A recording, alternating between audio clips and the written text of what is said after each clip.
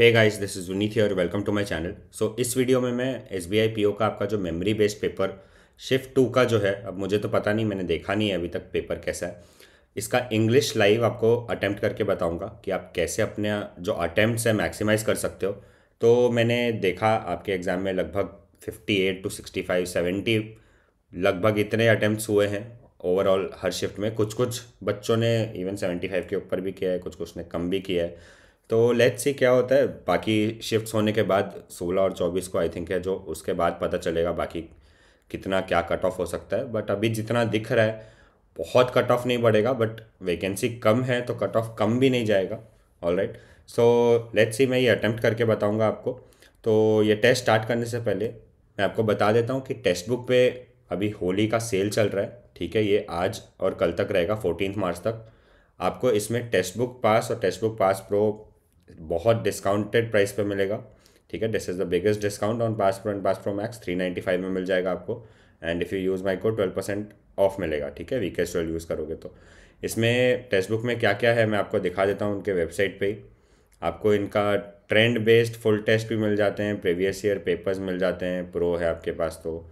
ठीक है, री अटेम्प्ट कर सकते हो टेस्ट। मोस्ट सेव्ड क्वेश्चन जो बच्चों ने सबसे ज़्यादा सेव किया है वो मिल जाता है। सेक्शनल टेस्ट मिल जाता है, full test, sectional test, mains, pre सब मिलता है। ठीक है, तो अगर आपके पास कोई मॉक नहीं है तो आप कंसिडर कर सकते हो, अच्छा है। और मॉक्स काफ़ी रहते हैं, टेस्ट की कमी नहीं होगी आपको, और हर एग्ज़ाम के रहते हैं। ऑलराइट, तो अब स्टार्ट करते हैं हम।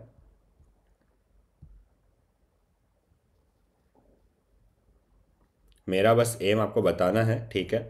क्या स्कोर आएगा नहीं आएगा वो चीज़ अभी जाने दीजिए, बहुत एग्ज़ाम निकल गए मेरे। ठीक है, कैसे अटेम्प्ट करूँगा मैं वो देखिएगा आप।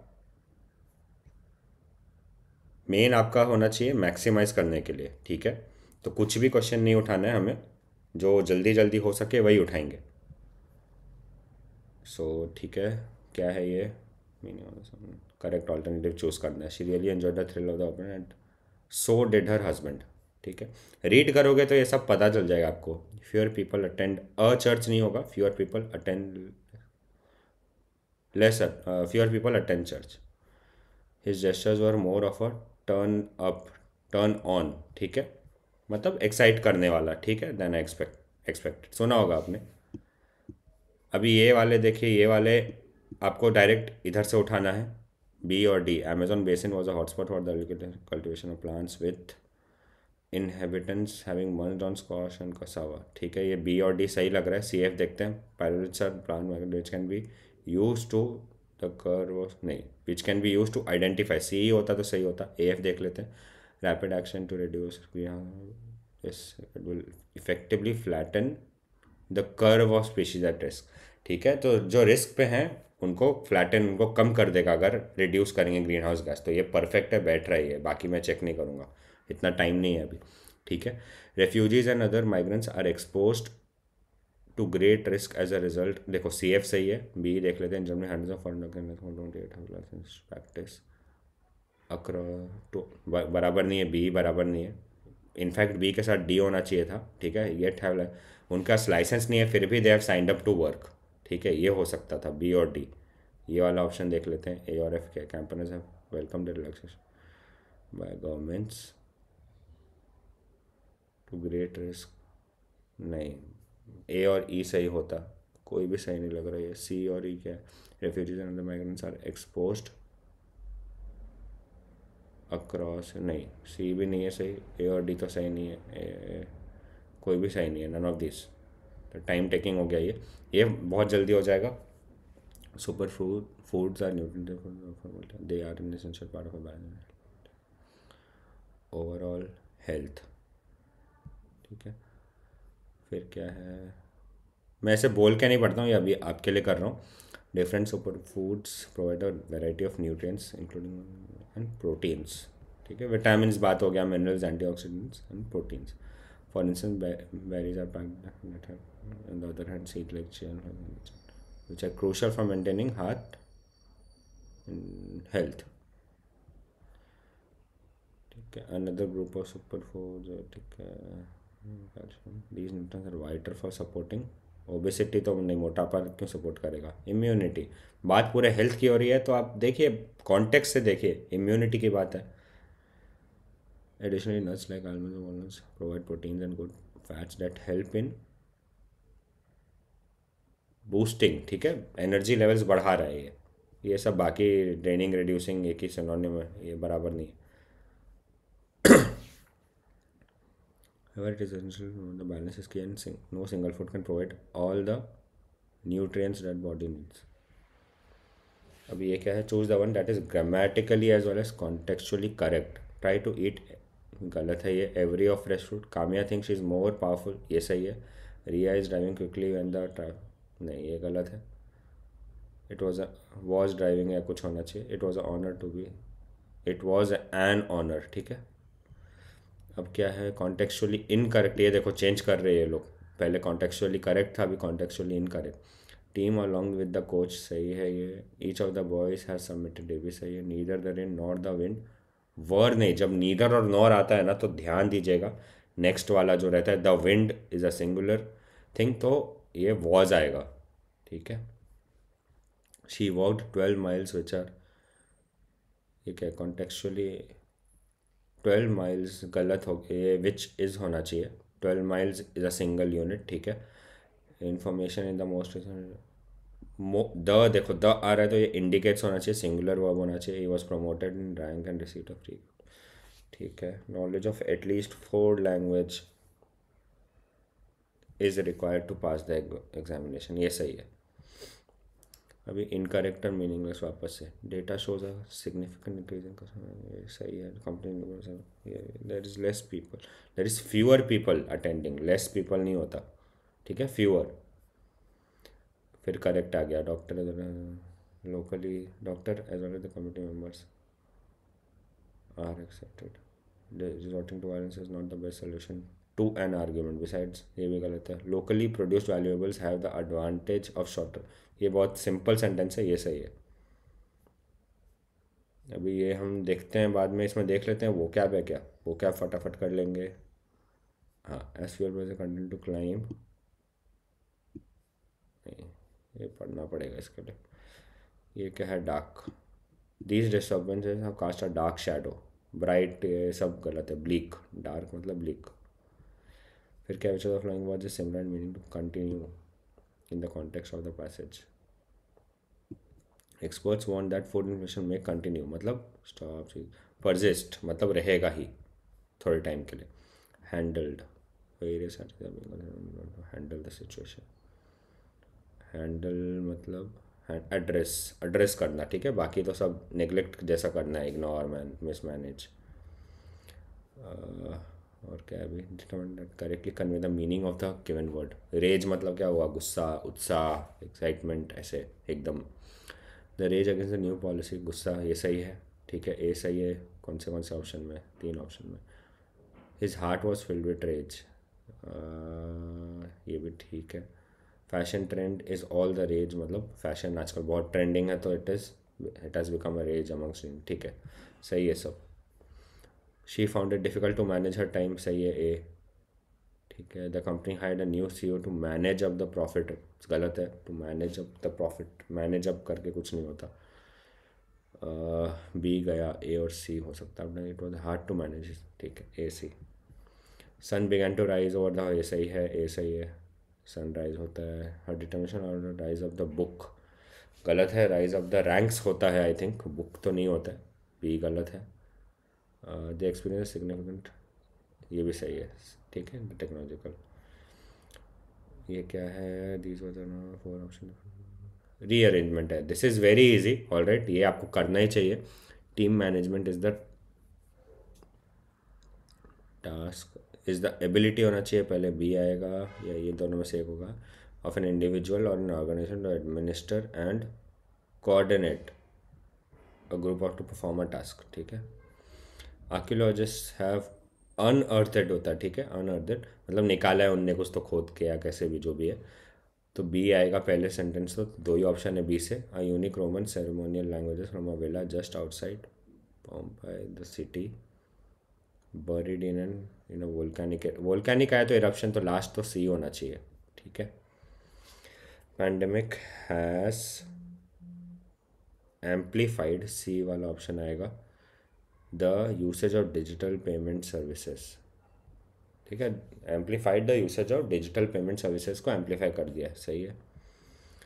At last I bought the film rights, film का राइट होता है, ठीक है, of a novel at a moderate come cost पे।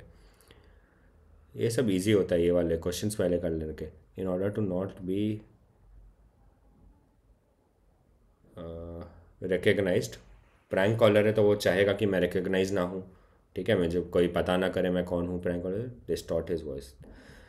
द डैश बिलियन है plenty of money, greedy billionaire होगा, क्रॉल्ड क्या होगा, बट स्टिल स्टोल, ठीक है, हाँ। And dash group of surgeons will elite, मतलब सुपर ऊपर एकदम अपर क्लास के, मतलब बहुत हाई लेवल के सर्जन जिनको काफ़ी आता है, they are going to perform the complex surgery. अच्छा, अब ये है, अब हम या तो ये कर सकते हैं या आरसी पे जा सकते हैं, आरसी देख लेते हैं अब। What is one of the primary causes of global food supply disturbance, थोड़ा पढ़ना पड़ेगा, ग्लोबल फूड सप्लाई चेन्स, ठीक है। मैं डायरेक्टली देखता हूँ ये वर्ड कहाँ आ रहा है, ये देखिए, one of the primary causes of food supply disturbance extreme weather conditions, ठीक है। फिर क्या पैसेज है, ongoing has created logistic challenges including, अब लॉजिस्टिक वर्ड देखते हैं हम किधर, ड्रॉट्स, फ्लड्स, रिडक्शन इन ये another critical food supply chain, ठीक है।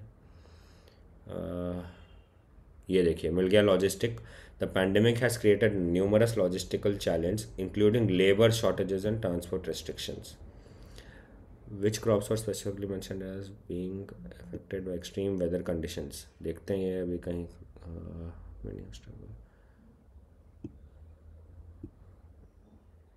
ड्रॉट्स, फ्लड्स, की स्टेपल्स, देखो इधर लिखा है वीट, राइस और maize, according to passage which are the following. आप मुझे कमेंट में बताइएगा, पेपर ये मुझे काफ़ी इंग्लिश इजी लग रहा है, इतना इजी था क्या, ये मुझे कमेंट में एक बार बताइएगा।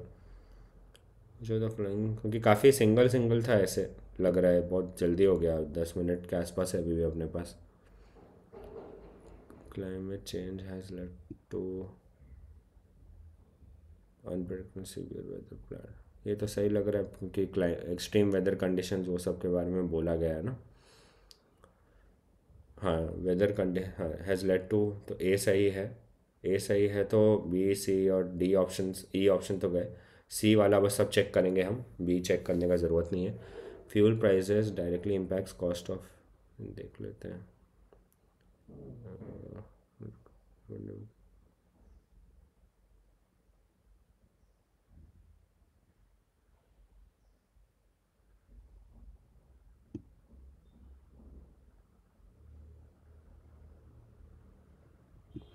ये देखो, cost of fuel is a major component of agriculture production transportation, तो ए और सी, ये और सी है ना। It can be inferred from the passage that, ये अब हमको पढ़ना पड़ेगा, ऊपर का तो हमने पढ़ लिया, ऊपर का देखो इतना पढ़ लिया, मैंने बता देता हूँ आपको क्या इसमें एक्सट्रीम वेदर कंडीशंस के बारे में बोला है, क्या क्या अफेक्ट हो रहा है बोला है, कोविड-19 पैंडेमिक के बारे में थोड़ा बताया है, बेसिकली क्या क्या अफेक्ट कर रहा है अपना फूड चेन सप्लाई चेन्स को, वो बारे में बात हो रही है इसमें। इसमें क्या है, अभी थोड़ा इन्फर्ड वाला पूछते हैं तो थोड़ा पढ़ना पड़ता है, राइजिंग एनर्जी प्राइसेस, ठीक है, इस fuel prices continue so to the cost of, ठीक है, government and international bodies are working tirelessly to address this issue. Various strategies are being considered. Additional person focusing on, ठीक है. Despite these efforts, it is clear that the road ahead remains challenging. Experts warn that food inflation may continue, ठीक है, to ensure, देखो क्या लिखा है, that requires robust and adaptive solutions to ensure food security and stabilize markets.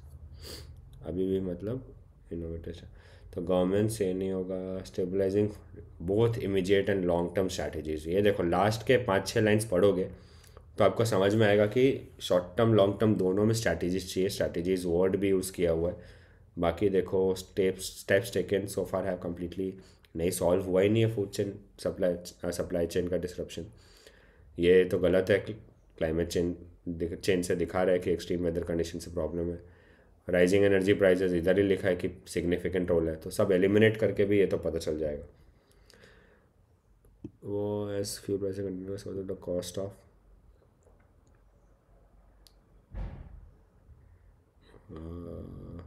Producing and delivering food products, ठीक है।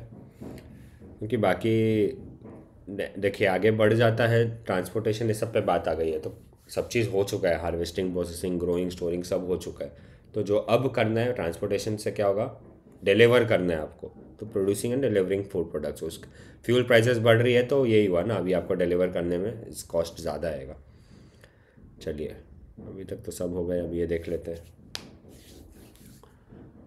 सी given in bold is fixed as the first sentence. First test match between England and Australia was played in, ठीक है, but the Ashes legend started after the 9th test in 1882। 1882 के बाद देखिए 1882 के बाद ये एक और आ रहा है 1882, तो ये हो सकता है। when तो नहीं, नेक्स्ट होगा। In 1882 Australia played one test match in England at the Oval। It was a low scoring game on a tough pitch, तो बी आएगा इसके बाद, ठीक है। सेकंड थर्ड भी पूछा होगा ना, हाँ।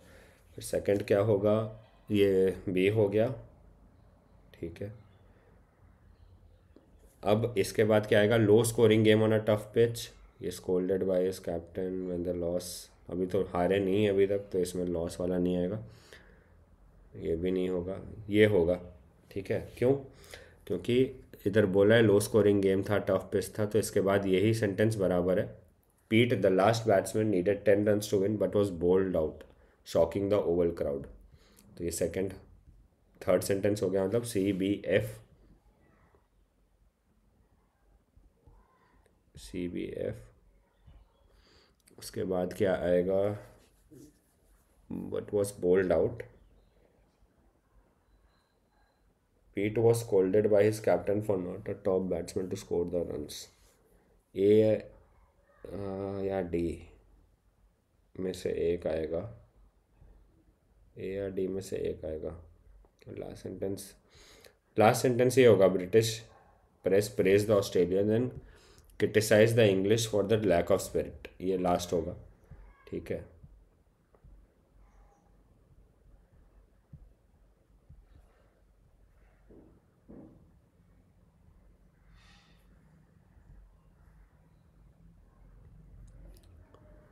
फिर फोर्थ, थर्ड और फोर्थ क्या होगा, when the loss sank in the crowd cheered Karen।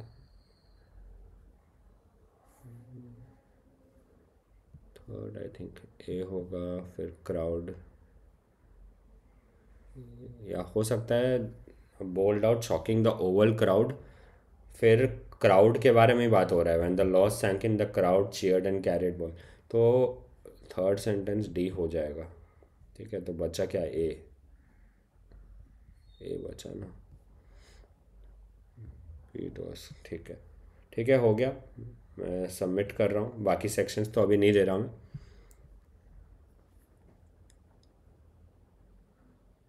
सो देखिए फुली आ गया इसमें, it was quite easy actually. आप बताइएगा मुझे, आपको आप अटेम्प्ट करके आपको कितना आ रहा है जिनका अभी एग्ज़ाम है, और ऐसे ही वे में अटेम्प्ट कीजिए जैसे मैंने दिखाया है।